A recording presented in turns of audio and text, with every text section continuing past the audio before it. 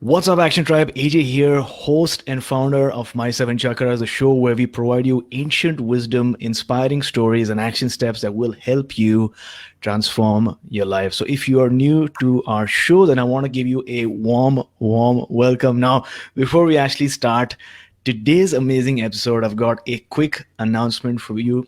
If you are interested in learning more about the chakras and identifying the dormant hidden blocks that are silently holding you back from your desired life, then you got to attend the live webinar that I'm hosting this Thursday because I have so much to share with you.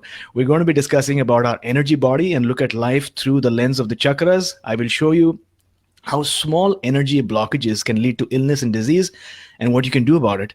And you will discover 5 easy but powerful ways to start balancing your 7 chakras right away, immediately after the webinar ends. So if you're interested in joining me, then visit www.mysevenchakras.com/live training. That's my 7 is a word, mysevenchakras.com/live training. The link you need is mysevenchakras.com/live training. See you there. And with that, let's bring on our special guest for today, Lee Harris. So, Lee, are you ready to inspire? I will try.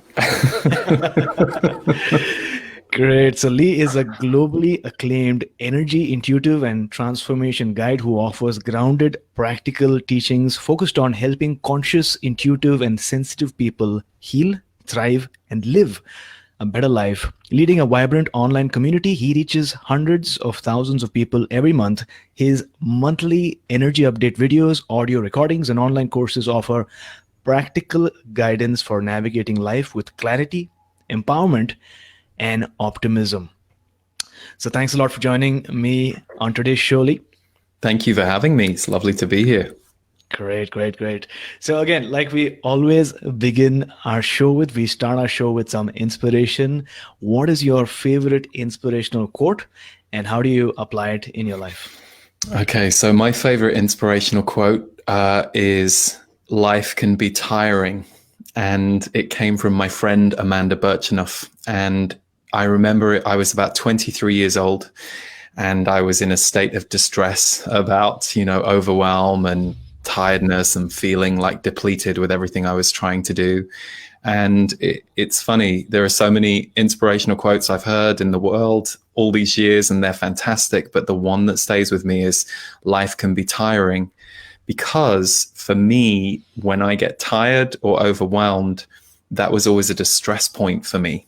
There was something about feeling like I didn't have my full energy or my full life force, or feeling vulnerable. And what she broke for me in that moment was this idea that something was wrong. Mm-hmm. She was like, well, yeah, sometimes you're tired. And it was an epiphany moment for me to help me undo years of my childhood spent running away from my feelings in various different ways. So I feel like that has stayed with me all this time. Right. So there you go, Action Tribe. If you are watching the stream or listening right now, remember this profound quote that life can be tiring. Quite often we try to ignore our body, our emotions, right? But it's all about acknowledging where you are right now, literally and energetically as well, and realizing that sometimes in life can be tiring. So thanks a lot for sharing that with us and starting with a very profound moment. My question is, what inspired you to write your book, Energy Speaks, which I have in my hand right now? Oh, thank you. Great. So it was interesting. I was supposed to be writing another book. I was supposed to be writing a book with a completely different title, which is still there on the back burner, and it wasn't quite coming together. And I have been a channeler publicly since 2004, working with the public. But I first heard my guides about 4 years earlier than that. So they've been a part of my life all this time. And I self-published these volumes in 2012 and 2014 of some of the channeled messages from over the years. And I did this tour in 2016 across North America. We did 28 dates. And then we did some dates in Australia and Germany and London. So I met loads of people on that speaking tour. Mm-hmm. And so many of them would say, I have it by my bedside. I flick open a page. And I was kind of blown away how much I kept hearing that. So when this other book wasn't working, I was like, maybe we should be taking the best of those volumes, re-editing the whole thing, adding 8 new chapters, and that was what the publisher went for. So we got with the publisher New World Library, who are just a fantastic publishing company. They've published some great books. So I felt really grateful that this book could come out with them. And we spent about 2 years putting it together. Got it, got it. Again, New World Library, amazing publisher, Yeah. some great authors and books in the last few years, especially. So let's go back to the beginning now. How did you discover your gifts? What's that story like? Well, the actual day was I was literally on a train going to work. And at the time I was working in fundraising. I had just left my work in theatre and decided I didn't really want to do theatre or acting anymore, and was really hell-bent on doing music. And so I got this job in fundraising, and it was supporting me. And, but there was a lot of frustration in my early 20s, and I was still recovering from a childhood where I had been an emotional overeater. And then I lost 60 pounds at the age of 15 and a half. But, I went on so many diets. I was taken to Weight Watchers age 10, then a diet clinic age 13. It was kind of an endless cycle all through my teens. And then when I did lose the weight, I turned to bulimia for about a year and a half because I didn't want to put the weight back on, but I hadn't figured out how to not binge at that point. So I was kind of uncovering myself, if you like, from that level of self-destruction to try and solve how I was feeling. So I was really into self-growth. I was really into metaphysics to some degree, but I never thought I would channel. But this one day on the train, I just literally heard this voice from the left-hand side of my head, which to this day is still the position that I communicate with my guides. It's still where I hear them. And I was convinced that what I was thinking was correct, and that I had decided that this was true, that this wasn't my problem, this was their problem. And literally I just heard, "That's an interesting perspective, but you're wrong." And this has never happened before. And I was like, "Well, what?" And then they carried on talking, and they explained why what I was seeing was wrong. And it just completely not only transformed my mind about the situation I was in, but my whole body relaxed and released. And my ego just got to be a little less tight and to see above the situation. So that was how it began. And I was like, am I schizophrenic? What is it? No, we're your guides. And we've been with you since childhood. You've just never been able to hear us in this way. But we're here now. And since that day, I've never been able to not access them. I've chosen not to sometimes, but they've just been there. Got it, got it. So very fascinating story that you just shared. So you're in the train, right? And you're thinking about something, and all of a sudden from the left side, you hear a voice. So what is your immediate reaction? Like, what's happening? The first thing is, schizophrenia. You think, oh God, is this voices? Because I had seen a channeler, but I was skeptical. I remember coming away from him. Well, here was the thing. I had been for tarot readings, and I loved those. Like, I thought they were great. Something in my body would come alive when I went for a tarot reading. But I didn't understand why the channeler, why his eyes closed and why his voice slightly changed. I remember thinking, well, he's clearly just a wise, intuitive man. Why does he have to pretend it's coming through this guide? So that actually has equipped me really well for when I've been accused of the same thing. Because, and the thing I always say is, trust me, the last thing you want to do is be a public channeler. It's something that I wrestled with for years because there's a lot of fear and skepticism about it that you actually have to deal with. So, but what kind of cemented the whole thing for me was when I started saying, "Are you my guides?" And I went home and I wrote questions to them. And then I would study the answers over a period of weeks and see how they were coming true. Things about my life, things about people in my life, and things about the world at large. And so the acid test for me was that it worked. And it was a perspective that was far higher than my own mind or my own understanding of self-growth at that point. So I couldn't deny that whatever it was helping me, and it was opening me, and it was widening my experience of my presence in my life. Got it. Got it. So the guides that you work with or that help you and support you, they're called the Z's, right? Mm-hmm. So how did you, Yeah, so I said, "Oh, do you have a name?" And they were like, "Well, we don't have names, but we know humans need names. So you can call me Zachary, and I'm the lead spokesperson." And they said, so I was like, "What are you? Is it one of you? Is it more than one of you?" And they said, "Well, we're a group of 88 entities who then extend wider into source." Because the truth is that in the same way that none of us are really separate from each other as human beings, there is this energy field, of course, that we are all connected to all of the time. We're just not always seeing it, reading it, sensing it, depending on where our focus is, what our capacity is that day, or who we're with and how they're influencing the level of gravity that we are in any moment. Right. So to me, what I loved about their description was this idea that they extended wider into source.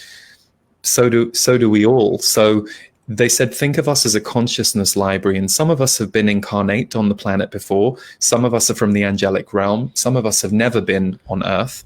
And they kind of started to explain to me different roles within energy and within energetics and how it works when you're not a human being. So I found that very interesting. And yeah, that was kind of how it all really began. Yeah.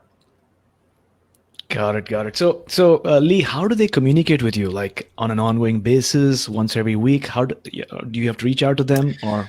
Well, here's the funny thing. Before I started doing this as a job, I would get stalked. So I would be with a friend. I'd be with you, for example, and we'd be having coffee, and you'd be talking about something in your life, and you'd be going, "God, I really want to move, but I'm not quite sure it's the right time to move, and I can't tell if this is my ego or my instinct." And I would start hearing things. So then I would be sat with you at coffee, and I would feel compelled to say to you, "Hey, I'm hearing some stuff. Do you want me to tell you?" Because you always have to ask permission with that kind of thing. And if you said yes, I would just give you that information. It was actually one of those friends that I was helping, Anaya Sophia, who we were out for coffee. She was a yoga teacher and an author. And she was the one who, after I'd helped her with something, she said, "You should do this as a job." And I was like, no. I was everything in me was screaming no. But I was at that time in my life, because I was having to really pay attention to my fears and not let myself be a product of my fears as I had been so much of my life.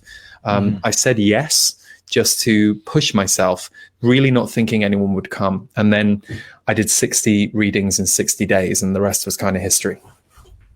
60 readings in 60 days. Was that a challenge that you accepted? No, no, it was just that people kept coming. And one thing I always recommend if you start doing this as work is what I did. I did it on a donation basis. So because I knew it would take me about 90 minutes of my time, because it did at the time, people would send me 3 questions, and I would type out as fast as I could what I was hearing in response to their questions. So they would get like a 2,000 word document that I would then have to go back and check the grammar on. So I thought, well, why don't I ask for £10 or more, which is about $15, because I thought, well, that's 90 minutes of my time, and there's only so much energy I have per day to do them. So I think that helped people know that there wasn't a great risk to them, there wasn't a great investment, but because of that too, I think people would then send me to their friends, and over time people started, kind of just, it got very full, so I had to leave my job. Got it. That's amazing. And I'm sure that this is a question that almost everyone watching this stream or listening to this podcast right now has, which is, does everyone have this ability to access information and messages from the other side? I believe yes, but I believe that in much the same way that I could probably become a really good chef if I went to chef school. Because I do believe that we're all potentially capable of learning anything that we really put our mind to and we really put the hours into. Doesn't mean everyone's going to be the most talented at it, but it does mean that I think we're all capable. And one thing I do at my workshops is I get people to channel. And there's usually some horrified faces when I announce that's what we're about to do. And that's why I've handed paper and pen out. And they're like, "Oh, I've never done this." And, I always say that for me, channeling, it's not really about whether you're channeling, your guides or Jesus or a higher power or your own higher self or your own soul. It's really, that doesn't really matter. What really matters is that you're going beyond the more limited mind, the more human ego, into a wiser, higher, broader source of energy and information. And that in itself gets to lift and expand you. And that's really what channeling is about for me. It's about us taking a dose of higher, wiser, more expanded energy. But then the hard part is, how do we then apply that to our life? You know, we experiencing this beautiful opening, then we come back to our own level of density, and the body starts to naturally try and open beyond that density, which is why people can often go and have an amazing time at a workshop, really move energy inside themselves, and then come back and they hit kind of their low point, and they have to start working the lower aspects of themselves to release them so that they can integrate with what it is they just walked into in the workshop. Right. So, Action Tribe, I hope you're watching and listening to this stream right now. And we're learning that channeling is about going beyond your physical individual mind and sort of connecting with the source fabric, that collective consciousness that we are all part of. And then not just that, coming back and then hopefully bringing some information back that you can apply in your life. Now, I remember that you mentioned, the disease mentioned to you that we've been with you all along, right? And that's what caught my attention. So what prevents us sometimes from accessing our psychic gifts or our abilities? Well, you know, I think the first thing that comes to me with that is the world we live in. And, you know, we're recording this in 2019. Yeah. I'm 42. So when I began public channeling 15 years ago, this was the early days of the internet. So that there wasn't a lot out there that was widely shared. What I am seeing in the last decade is a real rise in consciousness exploration. So people are seeing meditation, mindfulness, yoga, nutrition, exercise, channeling, all of these things as part of the exploration of our wider consciousness. And it's becoming more normalized and more available.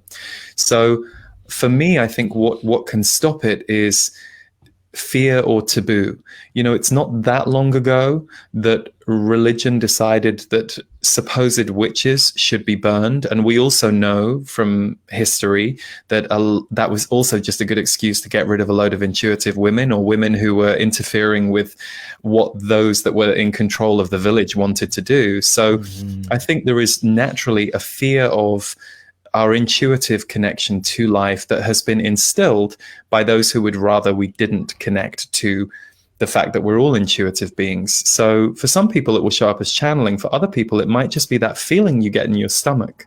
You might be the person who's like, no, my gut doesn't feel right about this. My other brain doesn't feel intuitively right about this. So I think we've been stopped societally, but I know that many people nowadays are beginning to pop open and feel energy moving through their body and their mind in a way that they don't remember before. And that's really, it's a fantastic thing. And then, of course, we have to learn to integrate it and stabilize it in our life today and in our community and in our collective today.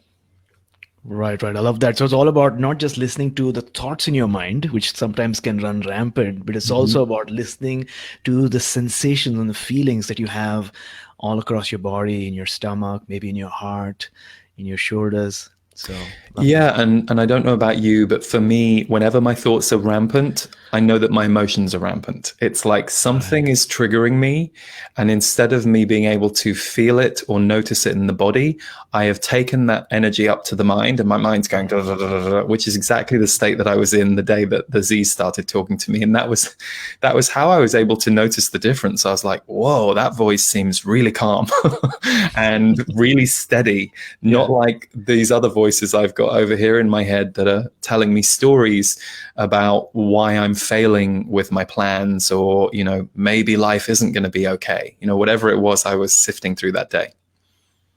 Got it. Now, in your book, you talk about the art of receiving, right? So what exactly does that entail?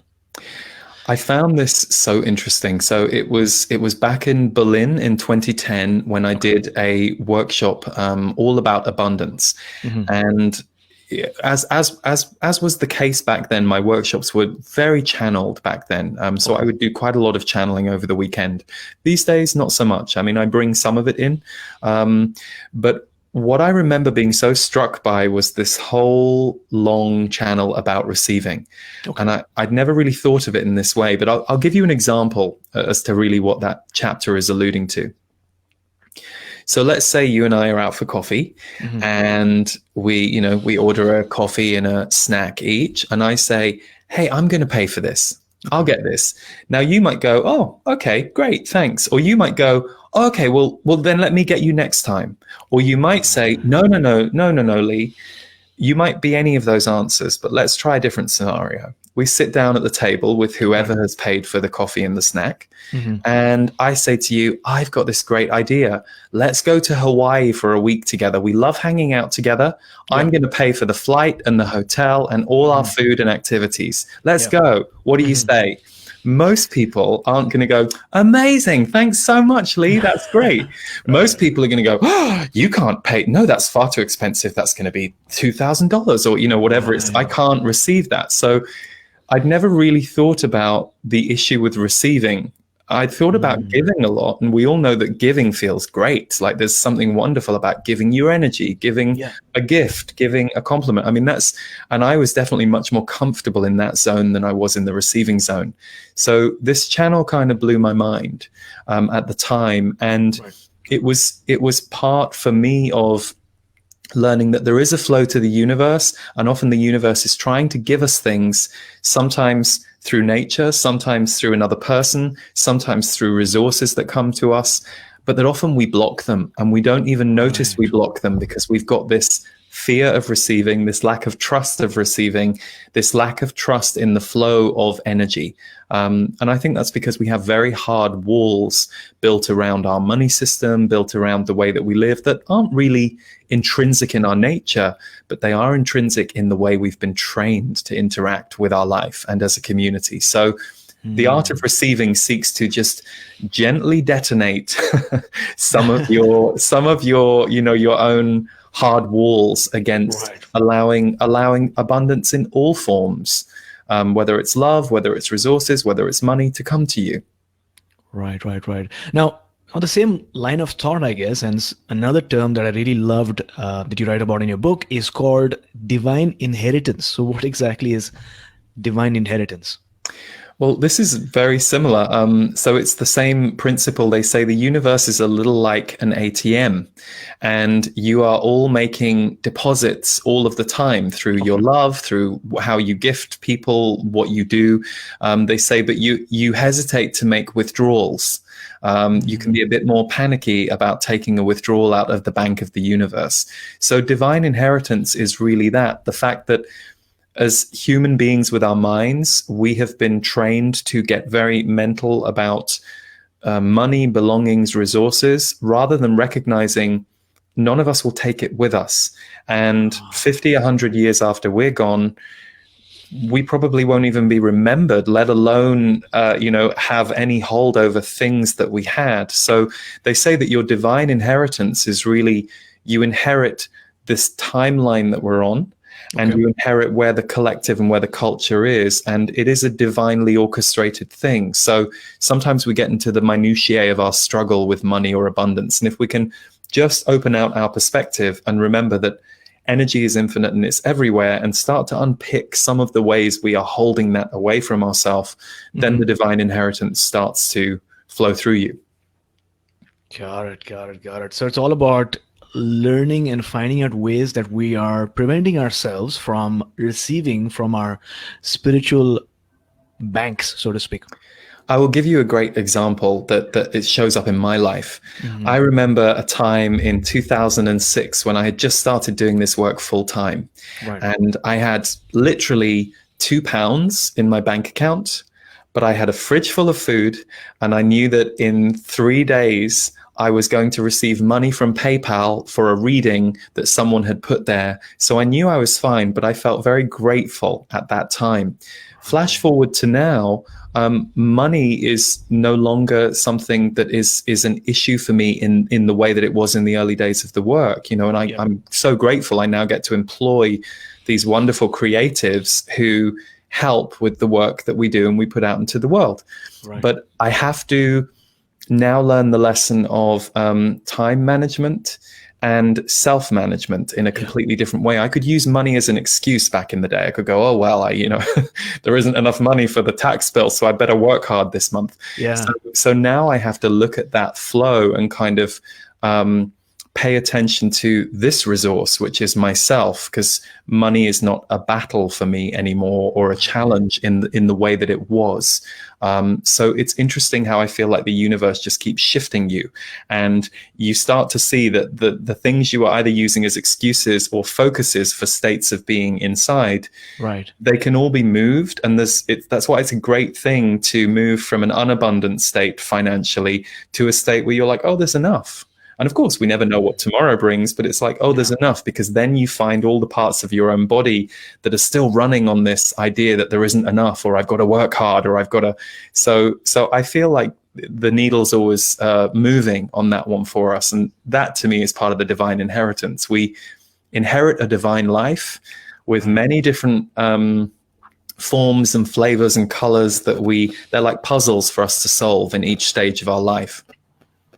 got it. So I love the fact that, you mentioned it's all about going from it's not enough to it is enough. Oh, yeah. And the fact that these days you're more about how do I manage my time in a better way? How can I manage my life in a better way? As opposed to solely thinking about money, because you've gone beyond that. Yeah, and I will say that even back then, thanks to the Z's, I did feel really grateful that was my job. But it was interesting with I think for many years, because I was always focused on expanding my work through working with other people. Like I've always hired people to do the work with me so that I wasn't like a work slave to my mission, if you like. So I always would use whatever resources came in to invest back into my work. But in the last few years, with some of those things no longer being kind of on the edge, I've been able to go, oh, well, how can I serve better now? How can I really elevate my own life and vibrations so that those people for whom I am emanating messages or support, and same with my team, we approach it that way too. There's just a little more space to do that now, but I still catch myself occasionally being a little hamster wheel minded, which is so ingrained in our culture. It's like, you have to, oh, well, what's next? And so my challenge has been to know when to stop and power down and go, no, it's okay. You can not do much for the next few days because you've actually did a lot last week, and you can now let's be present to the internal life and to your immediate life as much as the wider outer life, if that makes sense.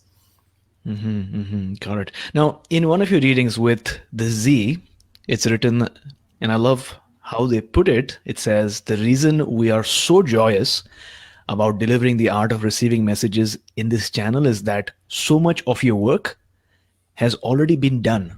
So what does that mean exactly? Well, you're like primed to receive. It's like you are right there. And imagine, okay, so let's put it this way. You're like, oh God, I just wish I had a bit more time or a bit more money or a bit more space from this relationship or situation. The good news is it's about 12 inches away from your face. The tricky part is, how can you rearrange your face accordingly and your mind accordingly to let yourself feel its presence and let it in? And that's what's so interesting to me about all of this stuff, how we can imprison ourselves and we can feel the most extraordinary expanded consciousness inside ourselves. And we're moving between those two extremes. So I think for me, that's really what that means. Got it. So would you say that we are usually really close to what we're desiring or the thing that we want to attract in our lives, but you just gotta sometimes have the right mindset to realize how close we are to it. You know how when you're giving a friend advice and you're like, oh God, I wish she would get out of her own way. Here I am again telling her about this awful boyfriend that she's just in an awful dramatic breakup. And Got of it. course I'm compassionate to her feelings. And of course I want to support her. But I've seen her do this 6 times in the last 6 years. And Yeah. every time the pain seems to get greater. In that moment, it might not be the time to say it to her, but maybe the next day, when she's out of the hysteria or the emotional reaction, you might say, you know what, Jill? I just want to tell you something. I have watched you suffer through this pattern for the last 6 years, and I love you, and I don't think you need to. Have you thought about really getting underneath what this is and looking at why you end up with men who don't love you as much as we, your friends, do? Was it your parents? Is it the first boyfriend that broke your heart? What is it that you're playing out that makes you think you don't deserve this love? So what I mean is, to us at the outside, we're like, Jill, why don't you just, end up with a good guy? What, Jill, So come on. obvious. This is awful. This is horror. It's like watching you, Right. cut yourself. And trust me, I've been Jill, as I'm sure all of us have been. Yeah. But it's not about her outer world at that point. It's about her inner world and her belief systems and what she is seeking to heal. And she is trying to heal it repeatedly over and over again with an outside circumstance versus going, that's 6 really toxic relationships I've been in. What's going on in my inside self that I should now investigate, get support with, that this is what I keep manifesting in the outer world. Got it. Got it. Thanks a lot for clarifying that. Now, the concept of surrender, how is surrender connected to abundance? Because you've written about that in your book. How are they two related? Well, I'll go back to the example of when I had £2 in my bank account, which, a pound, I don't know what it is US at the moment. Maybe it's $1.30. And I knew that was all I would have for a few days. Now, to be fair, I had a family that I could always have gone home to. So my story is not at all as extreme as some people's who might have been worried they'd be on the street but for me, that was an unusual circumstance to have surrendered, my monthly wage that gave me the security to know I could pay my rent and my bills and to go into this self-employment mode for the first time. I did surrender to it, but I could have fought it. I could have spent a lot of time worrying and stressing and panicking and going, why is the universe only giving me £2 and the risk that maybe I can't pay my bills? I don't know. I could have pushed against and fought. So what I have learned is, to surrender. You could say surrender to abundance is one thing, surrender to life is another. Like, what is here in this moment? So if you don't have much in your bank account and that bothers you, take a moment and look around the room that you're in, whether it's you're staying at a friend's house or whether you actually rent or even own that room as much as any of us ever own anything, and just go, oh wow, I'm sheltered right now. I'm not in the middle of an earthquake or a tsunami, and I actually can eat, and I do have friends, and I can reach out to some people for support, and there are places I can go. So start to tick list the abundance that you have around you. So surrender to abundance is about, sure, acknowledge the part of you that wants to change something, but absolutely surrender to the abundance that's already there too, and notice it. And when you notice it, it shifts your vibration and it starts to put you into a receiving state, which is what you need to draw more abundance to yourself. So you're receiving what's right in front of your nose as the first step to receiving more. Got it. Got it. And the reason why I think this question is super important is because a lot of our listeners and viewers right now are people who have identified a different vocation or a different job or profession that they would like to get into. And sort of the chasm in between can be difficult sometimes, right? Especially when it comes to finances and things like that. And this morning, in fact, as I was going through your book, just the art or the concept of surrender and letting go, whether you're talking about abundance or just life in general, just surrendering to the moment and the situation and the circumstances that you're in, it's a wonderful feeling. Well, it's funny you're bringing this up because we If you go to my website, which is leeharrisenergy.com, on the homepage there at the top, we have a little abundance package that we give to anyone who wants to join the newsletter for free. And there is an article that I wrote that hasn't been published anywhere called Surrender to Abundance. So for anyone listening that this is pinging for, I encourage you to go and receive that gift from the website. Got it. Now, Lee, you mentioned that when it comes to karma and abundance, you write, everything is possible. Certain lessons must be learned before these possibilities become available. So what are these lessons? And, how does one go about discovering what lessons these are? Well, the way that it was presented to me, and I asked lots of questions about this because I think, the whole idea of destiny or free will and what the Z's have talked about to me, and this feels true to me, certainly, is they said that it's kind of a combination of the two. That there is free will as to how and when certain things take place. They said there are a few things that are very predestined. So there might be certain people, certain places, and certain events that are really important for your life path.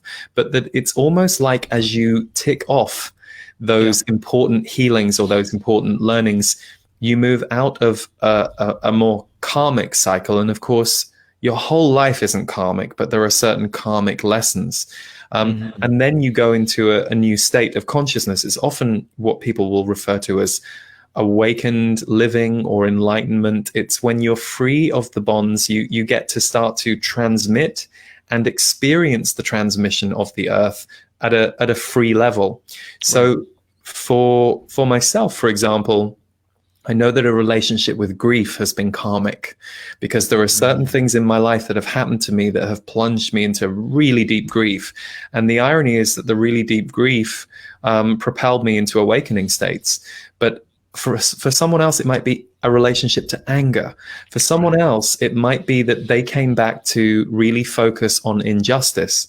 So they either experience injustice or they become the one who tackles the bully in the playground who's beating up on other kids. And then they end up in the justice system or they end up as a grief counselor. So what the Z's explain is that there are certain themes that are unique for each of us, and they tend to drive what we do, where we go, and what we're interested in.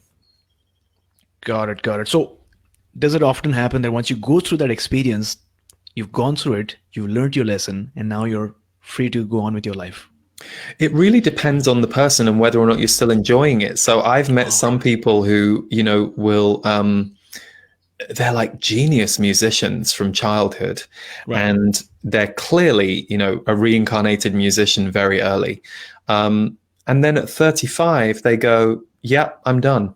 I don't feel, and they go and train as a doctor, and everyone's like, hang on.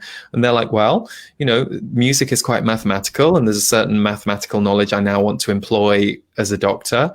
And when they're asked at the age of 50, do you ever miss music? And they'll go, no, not really. I really feel like I got it out my system. And it's probably because they had 8 lives behind them in that art. So there isn't a hard and fast rule from what I've understood from the Z's. They said some people will complete certain karmic lessons or energies in their life, and some will be left active. And also if you're enjoying your karmic life of being a very happy musician, because perhaps before you were a very tortured or neglected musician, then you might choose to go through your whole life having that active. But the key is, once you heal the torture, so let's say you became a very successful musician in the world, age 30, there was a pain or a wound in you that was going to heal. Then you go to another level of using music and you go into a more service-based focus around it, because you're no longer needing to be validated by success. You've kind of just, success reorganized my wound. And now I just see success as community. I don't really see it as anything. I just see it as I reach a number of people, and that's a community connection. So we can also go up the levels within each area too. Got it. Thanks a lot for sharing. Now, for everyone listening right now, or maybe watching this live, we have Nisha, Carmen, Jackie, we've got Nick, we've got so many people watching right now. What can a person do each and every morning, maybe, or during the day for more abundance, to get closer to abundance? You'll have heard this from many different voices, but be grateful for what you have, really. One of the best things the Z's have ever said to me, and it stays with me all the time, they say, you do not know when you're going to die. That's true. And it could be any moment. And I don't know about you, but even just this year, there are healthy and fit people that I've known who've, like, I know of 2 people who died in their sleep with no warning, no anything. So it always brings it home to me that in the moment that we're in some level of internal pain or suffering, if we can, sure, acknowledge it, maybe put a note in it that you need to investigate this or give it some time, but also to kind of come out of it for a second and go, wow, I'm alive right now, and I won't be at some point in the next 50, 60, 70, 80 years. I don't know when, but right now I'm in this thing. I'm in this major kind of playground called the earth, which sometimes doesn't feel like a playground. But then whenever I hear people say that, I always say, well, the playground wasn't always fun, right? You know, the playground, sometimes it was fun, sometimes it was games, sometimes it was being bullied, sometimes it was feeling afraid to go out there. You know, it's kind of everything. Got it. So there you go, Action Tribe. And people who are watching or listening, we are in a spiritual playground. And sometimes it might not always be fun, but you'll always learn a lesson or two that you'll use in your journey ahead. Now, Lee, for all the spiritual entrepreneurs, conscious entrepreneurs, people who are getting into entrepreneurship and doing their own thing, what is money joy? And how can someone watching the show experience more of that money joy?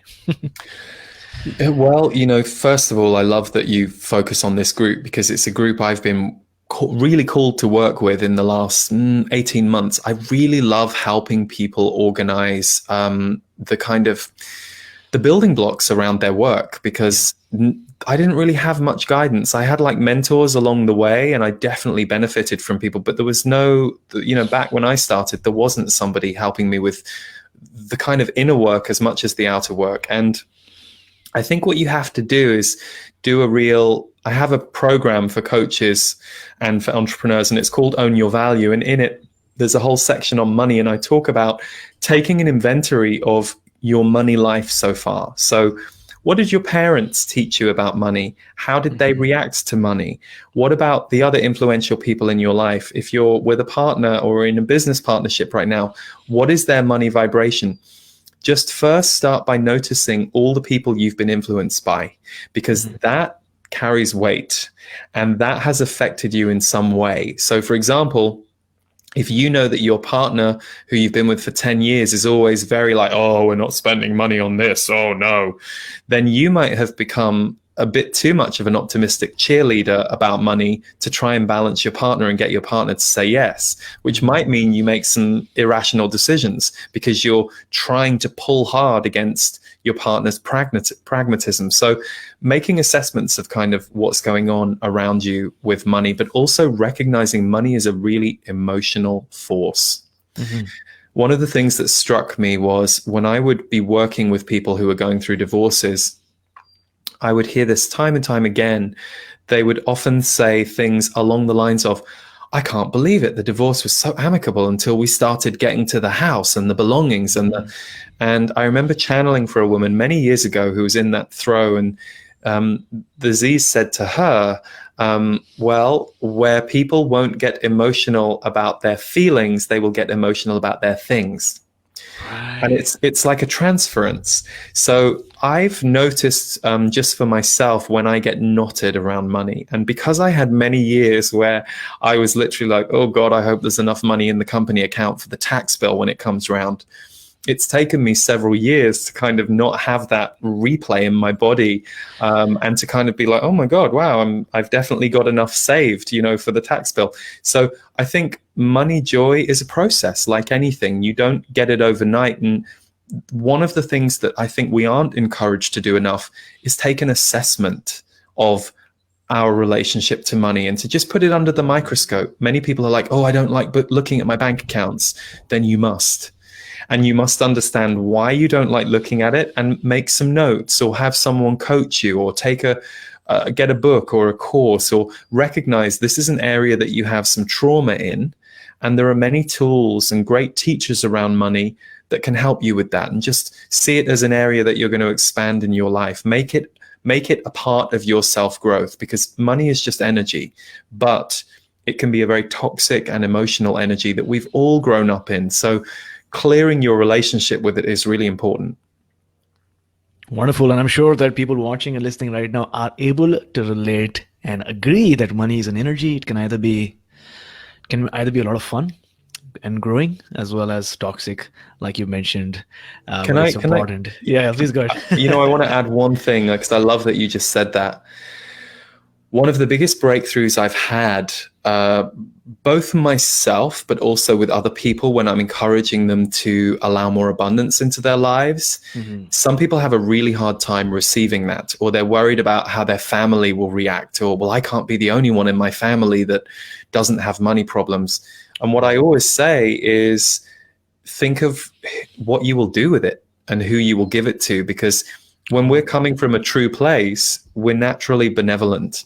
And who needs $1 million or $2 million sitting in a bank? If you did generate that money, then you would use it for things. You would help out that friend of yours. You would create projects that would help the world. So it's interesting how people's minds change when they depersonalize money coming to themselves as if, I'm not worth $1 million. Well, none of us are, because it's just a construct. But if you become the ambassador for $1 million, and that's how I see it, we're ambassadors for our resources, energetically or monetarily, or the practical things we own.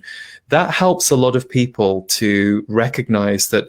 Don't see bringing the money to yourself so that you can sit there in a room full of notes, because that's going to give you nothing. Mm-hmm. But that you can have resources that you can share and offer and give out. And that tends to help a lot of people go, oh, okay, I never thought of it like that. Right. So this, if you're watching and listening, is a great exercise to do. Because the truth is, like we're learning today, the notes in your bank are not going to help you much. You're not going to take the money with you after you pass away. But think about creatively. If you have a large sum of money, depending on what sum of money that is, try to find out how you're going to allocate it. What are you going to do with it? How are you going to use it for the greater good of humanity, as well as people in and around your life? So thanks a lot for sharing that, Lee. That's a wonderful way to look at it. So are you willing to do a quick reading for me? I'd love to learn. Yes.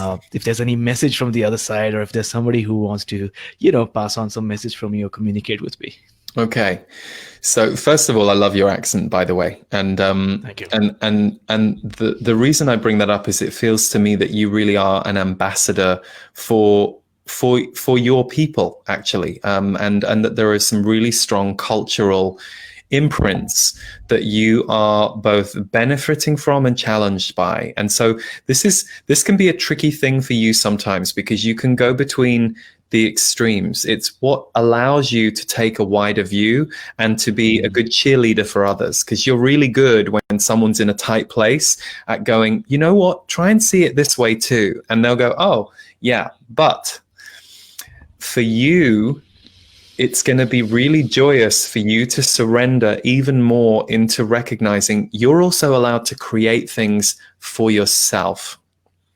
And you're allowed to have desires, and you're allowed to lean into those desires. And I get that what's interesting about you is, even though you really pay attention to teachers, voices, opinions, for you to create really effectively, you have to do it alone, because you're very sensitive energetically. And so what you do is you take all of these pieces of information from outside you and you bring it in, and then you have to kind of grow it through your own system. It's not necessarily that someone else can kind of hold your hand while you're running a race. Some people would be buoyed by that and it would help them finish the race. For you, it would throw you, because you'd be so sensitive to their energy that actually what happens for you is you research, then you come back to yourself and you power up.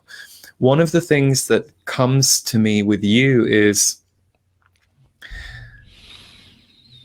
you've already healed so much pain in others. That's something that if you died now, you have done so much for the pain field of others. And because you feel the pain field of the planet so deeply, you also have this really strong sense of responsibility around helping lift humanity and helping them heal that. It's going to be really important for you to now know that that is hardwired into your system. So it should never be part of your focus. Meaning, if you catch yourself, if someone says, hey, come and do this project with me, and it feels really good in your system, and you're like, oh yeah, I'd love to do that project. And then if your mind starts going, yes, and this is going to really help me help people heal the pain, don't even give that thought more than a minute. Go, oh yeah, don't need to listen to that voice because that's hardwired in me. Because I think that's the voice that can make you feel like the world is on your shoulders a bit when you get tired, and you can feel greatly responsible. And there are figures in your life who have enjoyed making you responsible. They're like, oh, great, he's going to take responsibility for my pain, my suffering, my financial needs. So I'll just lean on him, because every time I lean on him, he just keeps giving me more. So I think just in terms of your own abundance, which you're clearly working on right now and interested in, given, you know, what we've talked about, recognize you've already done so much for the world, and that's hardwired in you. What is it that you yourself need to enjoy your life just at the next level for, say, this next year? And also to be very mindful of other people roping you into their pain, because they can rope you in, but they're not really alchemizing your help. Meaning it's the people who just come back time and time again to be lifted. And if you really pay attention, you're like, well, they're not really actually ever elevating. They just come to me miserable every week. And then I spend an hour of my energy getting them back afloat, and then they come back again. So, and then I always feel tired. So start to notice that. Start to notice consciously where the energy flow is imbalanced and where other people are showing up with certain imbalances that they're asking you to rebalance for them, rather than necessarily receiving your help to focus on that for themselves. So really subtle things. And then the only last thing I get is laughter. You know, you laughing for 5 minutes is like most people going to a spa for a month.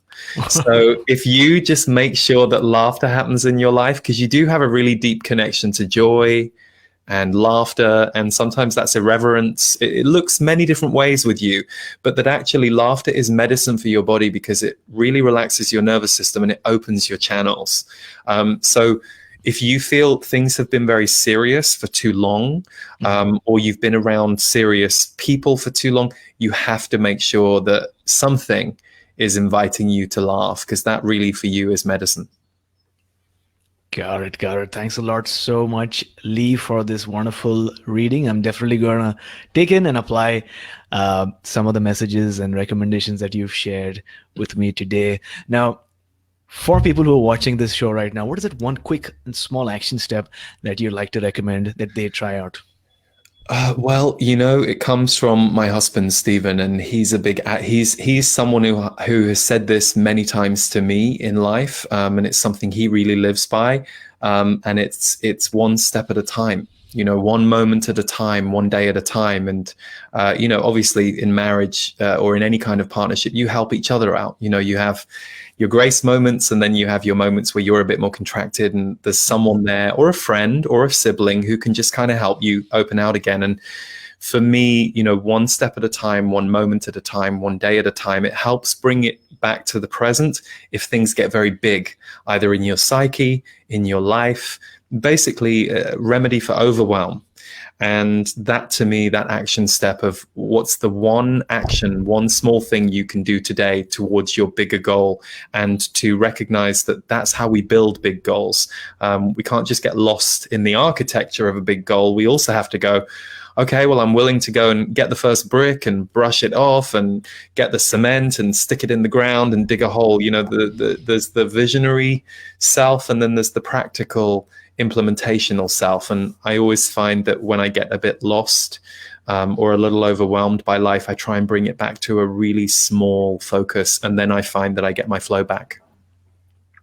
Wonderful. Thanks a lot for sharing, Lee. For podcast listeners who are listening to our audio podcast to read the entire show notes for today's episode, including the inspirational quote, the book recommendation, and nuggets of wisdom that you might have missed and not have been able to capture right away. Visit mysevenchakras.com/276. That's mysevenchakras.com/276, which is the episode number for today. When something is important enough, you do it even though the odds are not in your favor.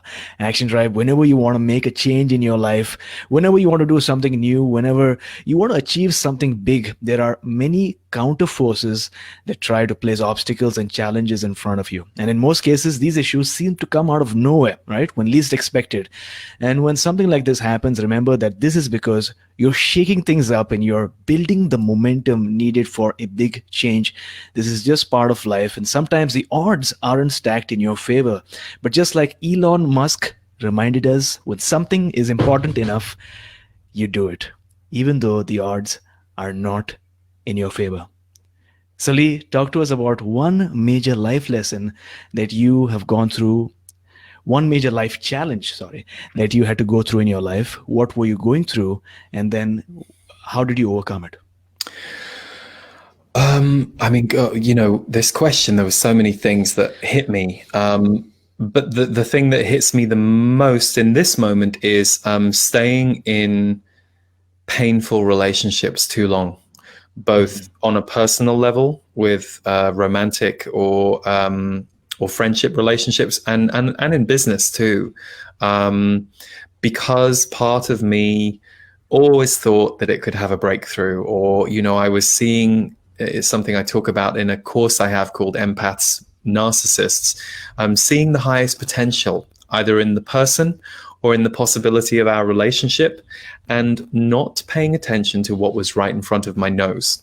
And so now, I'm pretty good at recognizing, no, this isn't flowing, this isn't working, and no amount of magical thinking is going to think my way through the possibility. Of course, everything is possible, but it's clearly showing me that this formation of our chemistry is not flowing the way it does in other areas. So it's important for me to initiate and be the person to initiate the parting of the ways, or the letting go of that. And that's something, I've been on both sides of that equation. Right. But weirdly, as much as it hurts to have someone else stop a relationship that you want to continue, I've always found it much harder to be the person who actually tells the other person, I think we need to stop this business relationship or this emotional relationship. I think that's been one of my biggest challenges and pain points in life, but it's one I've grown through too. Got it. Thanks a lot for sharing. I think this is a very relevant story and something that everyone can take away from relationships, right? We either have relationships that serve us or relationships that are a bit toxic that do not serve us. And as you mentioned, staying in painful relationships for too long, waiting for things to change, waiting for that breakthrough, looking at the positive, focusing on the future at the expense of looking at what's happening and things that were repeating. That was one of the biggest challenges that you had to go through. And at some point, you need to realize that the relationship is not serving you, like you mentioned, right? And then you need to make that change and not just focus on the future, but look at the pattern that is happening again and again, because your energy and your focus is so important. So that is really, really useful. What is that one life lesson that you'd like to share based on that story that you shared? I would say be yourself, and figure out who you are. That caused me so much pain in my younger years. I was really good at feeling the world around me, and I was really confused about who the hell I was in the center of it. And so I did all kinds of things to myself in my teenage years that were destructive, and then started to heal from my late teens onwards. So I think be yourself and trust that you're meant to be who you are.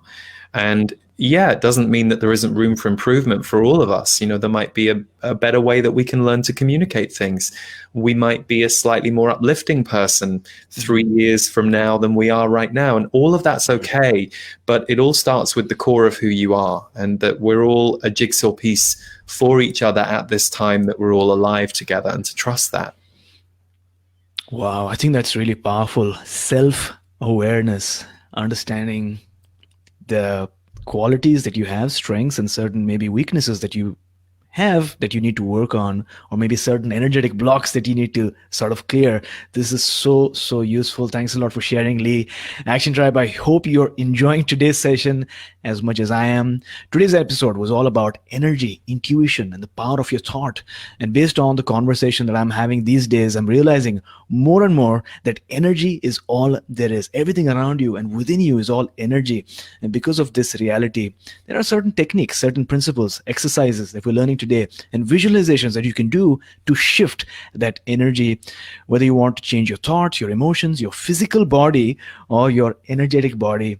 And if you forget everything from today's episode, but you just remember one piece of information, then remember that change is always possible, but you must have hope, because no matter where you are in life, you might just be, like Lee mentioned, 12 inches from that energetic transformation or that change that you're looking for that will change your life. Because, as the inventor and engineer Nikola Tesla once said, if you want to find the secrets of the universe, think in terms of energy, frequency, and vibration. So think about that for a few moments. And with that, we are now at the last but very important round for today, which is the wisdom round. So, Lee, are you ready? I hope so. What is the best piece of advice, the best number one piece of advice that you received in your life? Ooh, boy. Apart from the two that I've already mentioned today, the best piece of advice that I've received in my life is that everything passes. Because when everything's flying, you don't think it with a problematic mind. But when things are tough or difficult or stuck, you tend to think about and focus on the problem. But that everything passes, everything changes. That has helped me so many times. Wonderful. And if you could turn back time and spend 1 hour with somebody who is currently living or dead, who would it be?